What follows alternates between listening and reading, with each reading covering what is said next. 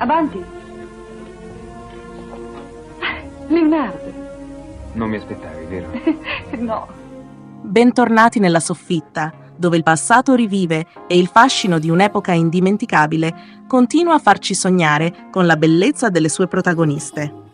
Se non lo avete ancora fatto, iscrivetevi al canale e attivate la campanella per non perdervi neanche una delle nostre avventure nel meraviglioso mondo della cultura pop degli anni 70, 80 e 90.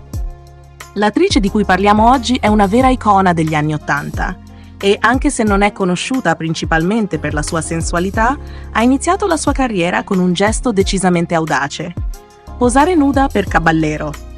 Parliamo di una donna che non solo ha saputo far piangere i ricchi, ma ha fatto innamorare milioni di persone in tutto il mondo. La regina indiscussa delle telenovelas, l'unica e inimitabile Veronica Castro. Veronica Castro!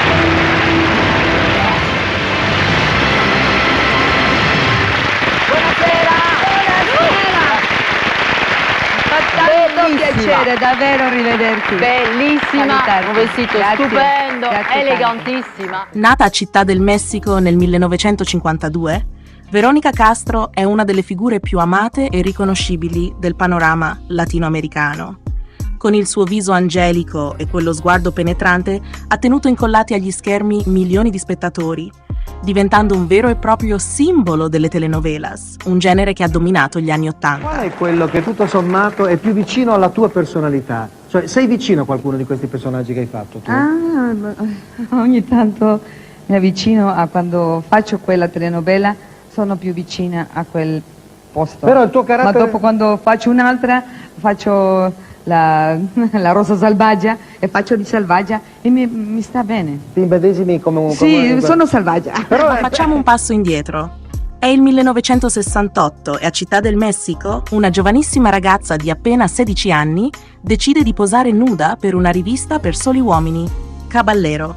Un gesto coraggioso che mostra subito di che pasta è fatta la nostra Veronica. Non è mica una qualunque, eh?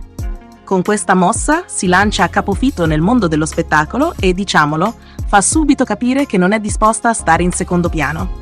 Lei vuole il ruolo da protagonista. E sapete una cosa? Se lo prende tutto. Va bene. Sì, accetto. Bene, alle 7:30 vengo a prendere. Ah, bene, mi troverà pronta. Appena vedrò apparire la sua macchina in fondo al viale, uscirò di casa correndole incontro, va bene? Grazie. Grazie perché? Beh, perché i miei miseri fiori le sono piaciuti. È chiaro. Sì, a Milù. Sì. Da lì la sua carriera decolla come un razzo. La vediamo nel 1969 nella telenovela No creo en los hombres. Beh, con un titolo così già si capisce che la Castro non ha tempo da perdere con i cliché. Ma questo è solo l'inizio. Negli anni 70 gira una valanga di film, ben 15, ma sono le telenovelas a diventare il suo regno incontrastato. Dimmi, di che segno zodiacale sei? Sono bilancia. Una bilancia. Una bilancia. Come si vede, Sbilanciato. la gente che ti vede ti identifica talmente al personaggio tuo della telenovela che se ti vede poi per la strada o in giro non vedono più Veronica Castro, ma vedono proprio Mariana. E poi, nel 1979, succede qualcosa che cambia tutto. Anche i ricchi piangono. Sì, avete capito bene, anche loro versano lacrime. Diventa un successo planetario. E chi c'è al centro di questo fenomeno? Ovviamente la nostra Veronica, che con la sua interpretazione ci fa piangere, sognare e, perché no, anche un po' disperare per le sue disavventure amorose. Pazza di dolore, fuggii senza sapere dove andavo. Correvo. E quando fui stanca di correre, caddi in mezzo ad una strada. Quando riaprii gli occhi, giacevo in un letto del pronto soccorso. Ma che fascino! Negli anni '80 Veronica è ovunque, in Messico, in Argentina, persino in Italia. E qui da noi la vediamo in Felicità, Dove sei?, la prima telenovela italiana. Veronica in Italia non solo recita, ma parla italiano. E come dimenticare Angelino e il Papa? Un film dove, diciamolo, ci ha conquistato anche con la sua dolcezza. Sei dal Messico? Sì, dal Messico. Infatti è stato difficile, dopo sono ingelositi. Ingelositi? Sì, ingelositi in Messico. Ma pensa. Sì, hanno fatto una festa tremenda, terribile, si sono arrabbiati con me. e non mi lasciavano perché sei tornare. andata? Perché sei andata? Andata di là. Ho dovuto fare un'altra telenovela. Eppure è nel 1987 che la Castro torna a brillare come una supernova con Rosa Selvaggia. Se non avete mai canticchiato Rosa Rosa, la più bella rosa sei tu, non siete veri fan degli anni '80. E non possiamo dimenticare la sua carriera musicale. Con una trentina di album alle spalle, la Castro ha dimostrato di avere più talenti di un coltellino svizzero. Cantante, attrice, conduttrice, è stata anche la padrona di casa di ben 4 edizioni del Grande Fratello VIP in Messico. E mentre conquista il mondo dello spettacolo, la sua vita privata non è da meno. 2 figli, entrambi da relazioni diverse.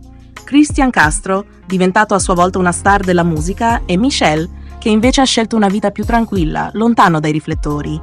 E i suoi amori? Veronica ha sempre saputo come tenere il pubblico con il fiato sospeso, tra passioni e relazioni che hanno fatto sognare. Negli ultimi anni, Veronica ha dimostrato di essere una vera fenice. Proprio quando pensavi che avesse già tutto, eccola tornare con la serie Netflix La Casa de las Flores nel 2018, dove ancora una volta dimostra di essere intramontabile. E nel 2022? È stata la protagonista di Quando sea joven, un film che ci ricorda che la Castro, anche a 70 anni, è capace di rubare la scena. Penso che sì, alcune volte possiamo mettere una vera storia della vita in una telenovela, sarebbe totalmente una tragedia. Veramente? Sì, però la telenovela finisce sempre bene. Quello, sì. Mentre la vita, la realtà non finisce quasi mai. Non è mai. Così E bello. siamo arrivati alla fine, ma tranquilli, qui non ci si ferma mai. Se questa puntata vi ha colpito, sapete cosa fare. Un bel like, un commento con i vostri pensieri e se non l'avete ancora fatto, iscrivetevi per restare sempre aggiornati sulle prossime storie. La soffitta di Pippo è il posto giusto per chi ama scoprire o riscoprire icone che hanno fatto la storia.